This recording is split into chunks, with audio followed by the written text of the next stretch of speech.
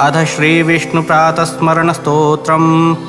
प्रातस्मरामि भवभीतिमहार्तिशान्त्यै नारायणं गरुडवाहनमब्जनाभं ग्राहाभिभूतवरवारणमुक्तहेतुं चक्रायुधं तरुणवारिजपात्रनेत्रम् प्रातर्नमामि मनसा वचसा च मूर्ध्ना पादारविन्दयुगलं परमस्य पुंसा नारायणस्य नरकार्णवतारणस्य पारायण प्रवणविप्रपरायणस्य प्रातर्भजामि भजतामभयङ्करं तं प्राक्सर्वजन्मकृतपापभयापहत्यै